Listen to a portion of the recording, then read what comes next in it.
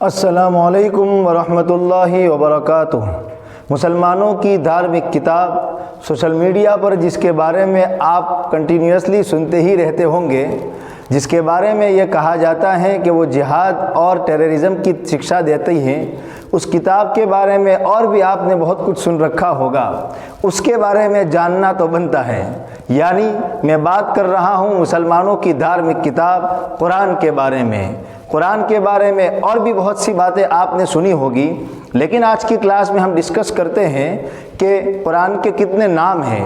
مسلمان کے آخری نبی پروفیٹ محمد صلی اللہ علیہ وسلم پر اس مالک کی طرف سے جو کتاب اتاری گئی جس کا نام قرآن ہے، اس قرآن کے بارے میں سمجھتے ہیں کہ اس کے کتنے نام ہیں۔ اگر آپ مسلمان ہیں تو قرآن کے بارے میں آپ کو پتہ ہونا ہی چاہیے، اس لیے کہ یہ آپ کی دھارمک کتاب ہے۔ اور اگر آپ مسلمان نہیں ہیں تو بھی آپ کو قرآن کے بارے میں پتہ ہونا چاہیے، اس لیے کہ یہ قرآن کیول مسلمانوں کی کتاب نہیں ہے، بلکہ اس خالق اور اس مالک نے ہم تمام انسانوں کے لیے اس قرآن کو اتارا ہے۔ اس لیے قرآن کے بارے میں جاننا تو بنتا ہے۔ اگر بات کریں قرآن کے ناموں کی تو قرآن کے نام اسلامک اسکالرز نے بہت سارے گنائے ہیں، کسی نے 50 سے بھی ادھک نام گنائے ہیں، لیکن جو اوریجنل قرآن کے نام ہیں، جس کو خود قرآن میں نام کے طور پر کہا گیا ہے، قرآن کے نام کے طور پر یوز کیا گیا ہے، وہ 5 قرآن کے نام ہیں۔ آج کی کلاس میں ان 5 ناموں کو اور ان کی ڈیفینیشن کو سمجھتے ہیں۔ سب سے پہلا قرآن کریم کا جو نام جو قرآن میں ذکر کیا گیا ہے وہ ہے التنزیل۔ التنزیل عربی زبان میں اور عربی گرامر کے اعتبار سے تنزیل کا معنی ہوتا ہے اتاری جانے والی کتاب، اور چونکہ یہ ہمارے مالک کی طرف سے اتارا گیا ہے اس لیے اس کا نام ہے التنزیل۔ دوسرا نام قرآن کا جو قرآن میں ذکر کیا گیا ہے وہ ہے الذکر۔ الذکر، ذکر کے معنی یاد دہانی، ریمائنڈر۔ چونکہ وہ مالک ہم انسان راستہ نہ بھٹک جائیں، ہم انسان نہ کرنے کے کام نہ کرنے لگے، اس لیے اس مالک کی طرف سے یہ ریمائنڈر ہے، نصیحت ہے، اس مالک کی طرف سے ہم انسانوں کی بھلائی ہے، اس وجہ سے اس کو الذکر کہا جاتا ہے۔ تیسرا جو قرآن کا نام ہے وہ ہے الفرقان۔ الفرقان عربی زبان اور عربی گرامر کے اعتبار سے الفرقان کا معنی ہوتا ہے فرق کرنے والی، ڈفرینشیٹ کرنے والی، اور چونکہ یہ قرآن یہ فرق کرتی ہیں سچ اور جھوٹ میں، یہ قرآن فرق کرتی ہیں رائٹ پاتھ اور رانگ پاتھ میں، کہ یہ راستہ تمہارے مالک کی طرف سے تم کو بتایا گیا ہے اور یہ جو باقی راستے ہیں وہ غلط ہیں، جھوٹے ہیں، تمہارے مالک کی طرف سے یہ راستے نہیں بتائے گئے، تمہارے مالک کی طرف سے یہ ایک راستہ بتایا گیا ہے جو سچا ہے، جس پر چل کر کے تم سکسیسفل ہو جاؤ گے۔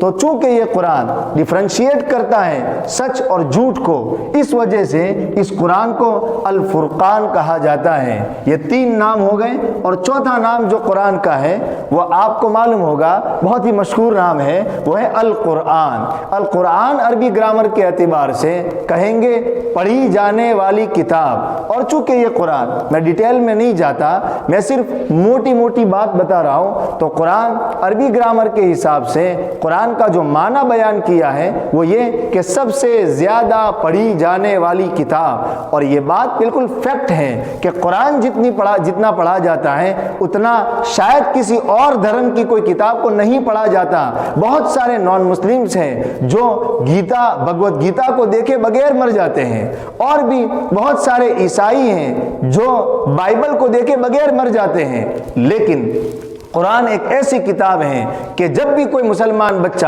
پڑھنا اور لکھنا شروع کرتا ہے سب سے پہلے اس کو قرآن پڑھایا جاتا ہے، سب سے پہلے وہ قرآن کی شکشاؤں کو سمجھتا ہے۔ تو چونکہ یہ قرآن دنیا میں سب سے زیادہ پڑھی جانے والی کتاب ہے، اس وجہ سے اس کو قرآن کہا جاتا ہے۔ اور یہ بھی اشارہ ہے کہ اگر کوئی مٹانا چاہے گا، اگر کوئی اس کو ختم کرنا چاہے گا تو یہ ختم ہونے کے لیے نہیں آیا، یہ پڑھے جانے کے لیے آیا ہے، اور یہ اور اور زیادہ پڑھا جائے گا۔ اور ایک آخری جو نام ہے وہ ہے الکتاب۔ الکتاب کے معنی ہوتا ہے بک، اور چونکہ یہ قرآن ایک بک ہے، ایک گائیڈ بک ہے جس پر چل کر کے ہم تمام انسان اس دنیا میں سکسیس ہو سکتے ہیں اور آفٹر ڈیتھ بھی ہم سکسیس ہو سکتے ہیں، اس وجہ سے اس قرآن کو الکتاب یعنی بک بھی کہا گیا۔ تو یہ 5 نام ہیں۔ اگر عربی گرامر سے آپ تھوڑے بہت واقف ہیں تو آپ کے لیے آسانی یہ ہے کہ پہلے تا آتا ہے التنزیل، الذکر، پھر فا، قوف اور کاف، یعنی الفرقان، القرآن اور الکتاب۔ یہ 5 نام ہیں جو قرآن کریم کے بیان کیے گئے ہیں، اور ڈیٹیل سے قرآن کے بارے میں اگلی کلاس میں ڈسکس کریں گے۔ السلام علیکم ورحمۃ اللہ وبرکاتہ۔